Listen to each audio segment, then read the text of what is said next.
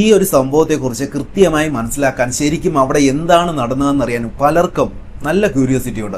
ഒരു 90% മലയാളികൾക്കും ഇത് അറിഞ്ഞ എല്ലാവർക്കും ഒരു ക്യൂരിയോസിറ്റി ഉണ്ട് ഇല്ലേ? പക്ഷെ ചിലർ വന്ന് നമ്മുടെ അടുത്ത് പറയും ഇത് അവരുടെ പേഴ്സണൽ ലൈഫാണ്. ചിലർ കമന്റിലും പറയാറുണ്ട്, മെസ്സേജിലും പറയാറുണ്ട് ഇത് അവരുടെ പേഴ്സണൽ ലൈഫാണ്, അവരുടെ സ്വകാര്യതയിലേക്ക് നമ്മൾ എത്തി നോക്കുകയാണ്, എന്തിനാണ് നിങ്ങൾ അതിലോട്ട് കയറി ഇടപെടുന്നത്, അങ്ങനെയൊക്കെ ഒരുപാട് പേര് വന്ന് പറയാറുണ്ട്. ഇങ്ങനെയുള്ള സദാചാരവാദികളോട് എനിക്ക് പറയാനുള്ളത് ഇത്ര മാത്രമാണ്, എൻ്റെ പൊന്നു ബ്രോ, ഒരാളുടെ പേഴ്സണൽ ലൈഫ് അല്ലെങ്കിൽ ഒരു സ്വകാര്യത എന്ന് പറയുന്നത് അവരുടെ വീടിന്റെ 4 ചുമരുകൾക്കുള്ളിൽ നടക്കുമ്പോൾ മാത്രമാണ്.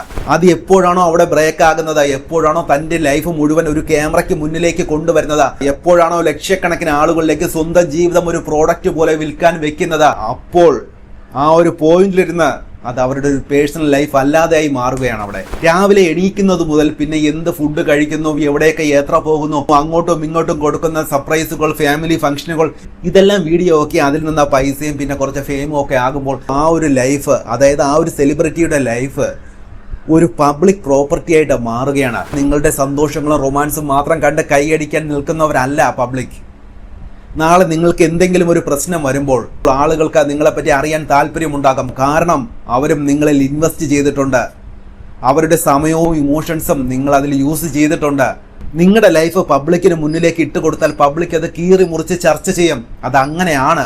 നിങ്ങളൊന്ന് ആലോചിച്ച് നോക്കണം. ഒരു സോഷ്യൽ മീഡിയയിൽ, അതായത് നമ്മൾ ദിവസവും കണ്ടുകൊണ്ടിരിക്കുന്ന ഒരു പബ്ലിക് ഡൊമൈനിലുള്ള ഒരു കണ്ടന്റ് ക്രിയേറ്ററുടെ ജീവിതത്തിൽ നടക്കുന്ന പബ്ലിക്കായിട്ടൊരു വിഷയമാണിത് അല്ലേ? അതായത് ഒരു പബ്ലിക് ഫിഗറിന്റെ ഒരു ലൈഫ് എടുത്ത് സംസാരിക്കേണ്ട അവകാശം എല്ലാവർക്കും ഉണ്ട്. ഈ വിഷയത്തിൽ ആ ഒരു പെൺകുട്ടി ചെയ്തത് പൂർണ്ണമായും തെറ്റായിട്ടുള്ള ഒരു കാര്യമാണ്. അതിനെ നിങ്ങൾ നോർമലൈസ് ചെയ്യാൻ ശ്രമിക്കരുത്. പിന്നെ ഈ ഒരു വിഷയത്തിൽ ഞാൻ വീഡിയോ ചെയ്തതിൻ്റെ ഏറ്റവും വലിയ റീസൺ ഇത് വെറുതെ വ്യൂസ് ഉണ്ടാക്കി കയറ്റാൻ വേണ്ടിയിട്ട് കോപ്പൊന്നും അല്ല, മറിച്ച് ഇതേപോലൊരു സിറ്റുവേഷൻ പല ആണുങ്ങളും ഫേസ് ചെയ്തിട്ടുള്ളത് കൊണ്ടാണ് ആ ഒരു പയ്യൻ, അതായത് അഖിൽ NRD എന്ന് പറയുന്ന ഒരു വ്യക്തി കുറച്ച് നല്ല സുഹൃത്തുക്കളും പിന്നെ കാര്യങ്ങളൊക്കെ പെട്ടെന്ന് മനസ്സിലാക്കാൻ കഴിവുള്ളതുമായതുകൊണ്ട് വളരെ പെട്ടെന്ന് തന്നെ ഓവർകം ചെയ്തേക്കാം. ചിലപ്പോൾ 1-2 മാസം കഴിയുമ്പോൾ ഇതിലും ശക്തമായിട്ട് പുള്ളി തിരിച്ചു വന്നേക്കാം.